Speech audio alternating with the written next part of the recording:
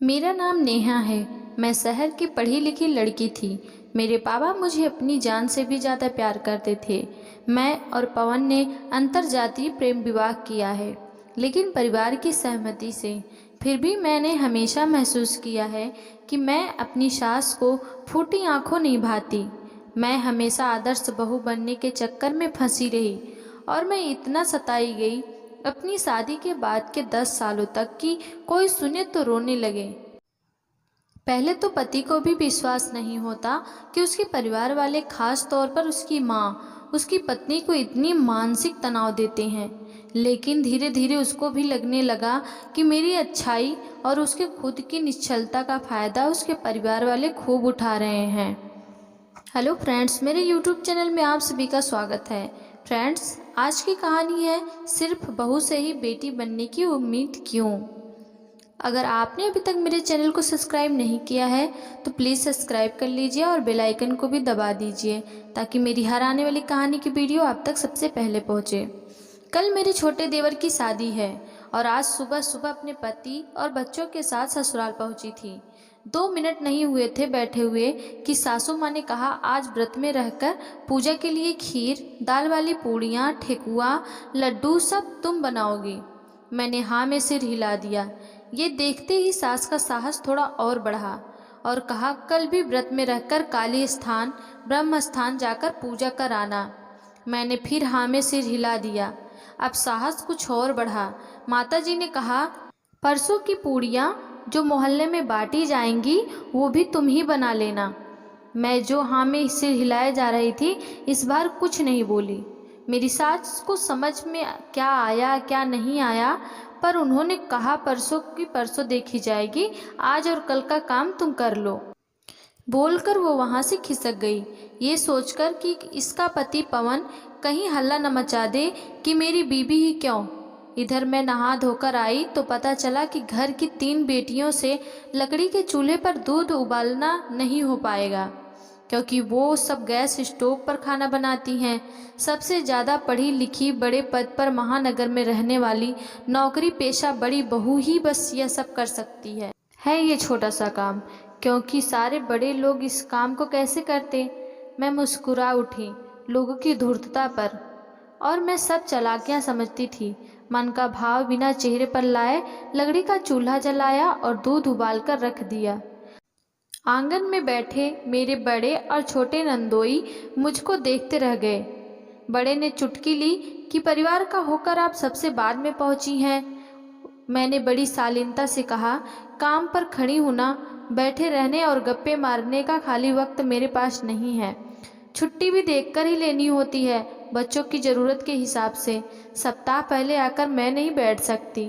छोटे नंदोई ने तब कहा, सही कहा भाभी ने, आते ही काम पर लग गई हैं। वहाँ से फिर मैं कुल देवता वाले आंगन में आ गई और फिर सास द्वारा दिए गए आदेश का पालन किया। मैं काम करती हुई सोच रही थी कि सास सही कहती है। सास वो जो सांस न लेने दे। मेरे लिए ही बस ऐसी है मेरी सास। मछली बहू में न जाने क्या है कि सासू माता उसको कोई काम नहीं कहती। बीच में मछली बहू आई कुल देवता की पूजा के लिए, तो उसने कहा, लाओ दीदी मैं मदद करवाऊं। इतने में सास आकर बोली, तुम रहने दो, तुम उधर मेरे साथ चलो। सास जब चली गई तो मछली को मैंने कहा, मुझे पता है कि किस किस को आराम देने के लिए उसको सारे काम बताए गए हैं, लेकिन मैं तमाशा करना नहीं चाहती। आखिर खुशी का माहौल है। मेरे पति ने कहा कि तुम मूर्ख हो जो माँ की बातों में आ गई। इतना कुछ सहने के बाद भी तुमने हाँ कह दिया। किस मिट्टी की बनी हो। मैं बहू होता तो मना कर देता। मैंने कहा, मैं मना नहीं कर सकी, इसीलिए नहीं क्योंकि मैं आदर्श बहू बनकर दिखाना चाहती हूँ और ये सब जाहिर भी कर चुकी हूँ। आज तो बस ये सोचा कि ये मेरा सौभाग्य है कि जानबूझकर मुझे यह काम पकड़ाया गया, मिन्हत वाला काम समझकर।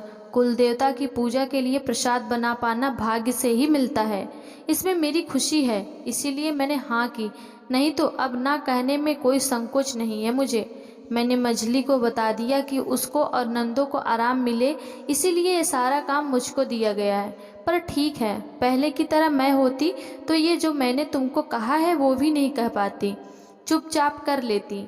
अब कहना इसलिए शुरू किया है कि मुझे मेरे ससुराल वाले बेवकूफ़ ना समझें, बड़ा समझें, जिसकी सोच छोटी नहीं है और जो परिवार में राजनीति करने में यकीन नहीं रखती। मेरी देवरानी मुझे बस देखे जा रही थी। सब काम निपटाने के बाद मैंने देखा रात के 9 बज गए थे। अगले दिन फिर काम काम और काम। अभी उपटन लगाना है, अभी कुआं पूजने चलना है, अभी आम महुआ होगा। अब शाम होने लगी थी, पूजा करने जाना था मुझे।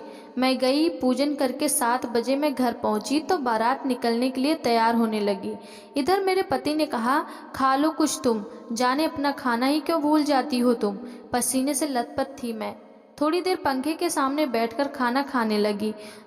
2 कौर ना खाया होगा कि मुझसे खाया ही नहीं गया। 2 दिन लगातार भूखे रहना, ऊपर से सैकड़ों काम। मैंने खाना छोड़ दिया। मुझे सजना संवरना आता ही नहीं था। मुझे कभी वक्त मिला भी कहाँ था सजने का कि मैं सोचती भी। इधर मेरे सास की बेटियां पेंट पाउडर लिपस्टिक बिंदी लगाकर चमकने लगी थे और मजली बहू भी। मैं जैसी थी वैसी ही दिख रही थी। वैसे भी सास की नज़र में मैं साधारण ही थी। सास से मुझको तो कोई उम्मीद है ही नहीं कि वो मेरी भी कभी अच्छाइयों के लिए पब्लिक में तो दूर, कभी अकेले में भी सराहेगी। सिर्फ अपना स्वार्थ निकाल लेती हैं और मैं हूँ जो उनके दिए जख्मों को भूलकर भी उनकी कही हर बात मान लेती हूँ। सोच रही थी, मैं सिर्फ बहू से ही बेटी बनने की उम्मीद क्यों किया जाता है, जब सास कभी माँ नहीं बन पाती। मेरा सास के प्रति मोह धीरे धीरे कम होने लगा था। अपनी माँ से ज़्यादा प्यार करने लगी थी मैं सास को।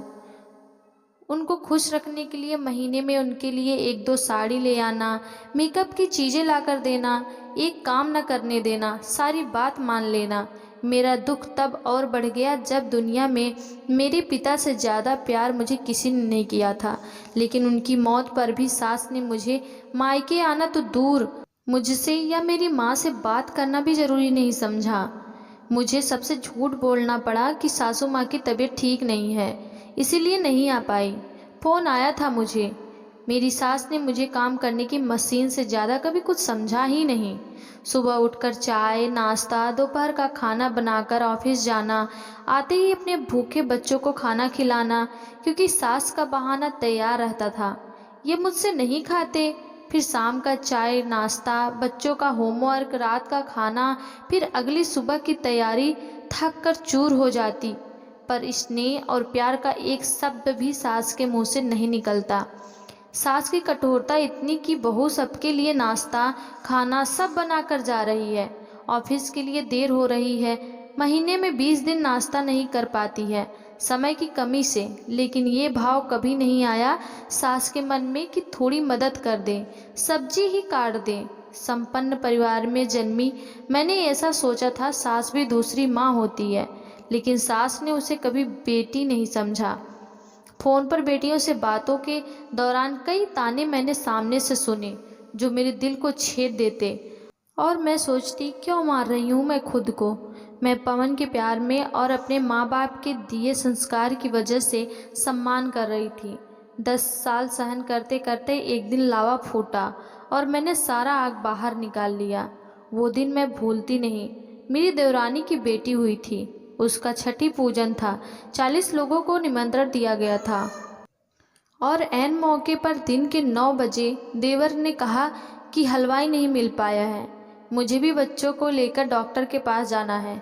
मैंने फटाफट किचन संभाला था। अपने मायके में कभी किचन में नहीं गई थी। आज 40 लोगों के लिए खाना बना रही थी, वो भी अकेली। इधर सास का शासन कि अभी मछली के लिए 5 तरह की सब्जी रोटी चावल बनेंगे। वो बनाने के बाद 12 तरीके के व्यंजन बनाए मैंने। संडे था, मैंने 11 घंटे किचन में खड़े रहने का रिकॉर्ड बनाया। 3 बजे मेरे पति गुस्सा होकर बोले, मर जाएगी सबके लिए करते करते, कोई नहीं पूछने वाला कि तुमने कुछ खाया कि नहीं, आओ पहले खाओ फिर बनाना। बेचारा वो भी तो परेशान था घर में आने वाले मेहमानों की खातिरदारी कर करके। उधर सास बस आराम से सोफे पर पड़ी रही।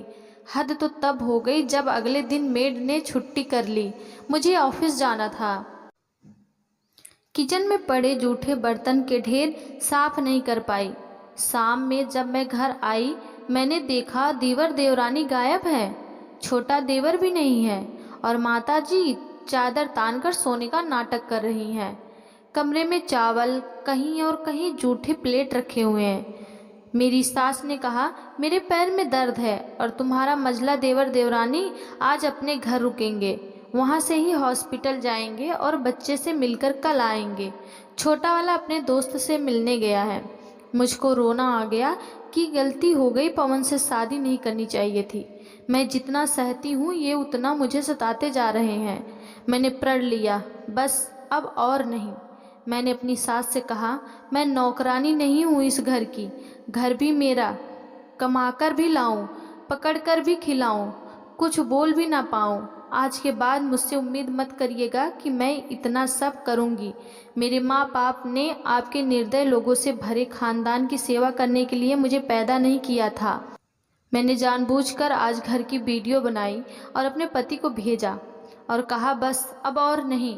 दुनिया की नज़र में स्ट्रॉन्ग वुमन का किताब लेकर घर में दबी कुचली बहू थी मैंने सही भाषा में सास को जता दिया था कि राजनीति नेताओं का काम है, माँ का नहीं। उसका काम सबको समझना और सबके लिए समान भाव रखना है। जब आप सास हैं तो मुझसे बेटी बने रहने की उम्मीद छोड़ दीजिए। मेरी चालाक सास को शायद अब भी समझ में नहीं आया कि वो जिसे मूर्ख समझकर सब कुछ करवाती रही वो संस्कारी है और शालीन है। उनकी चालाकियां समझते हुए भी मैं नज़रअंदाज करती रही ताकि परिवार ना बिखरे। लेकिन सास को इतना ज़रूर समझ आ गया कि वो गूंगी गुड़िया नहीं है। प्यार में बेशक वो किसी हद तक झुक जाए, लेकिन जब बात मेरे स्वाभिमान की होगी तो मैं बता दूंगी कि हद में रहना क्यों चाहिए। आज मैं सबके नज़रों में गलत हो गई, पर मैं अंदर ही अंदर खुश हूँ कि मैंने गलत को गलत कहना सीखा। यह कहानी आपको कैसी लगी प्लीज़ कमेंट में ज़रूर बताएं। क्या एक बहू ने सही किया?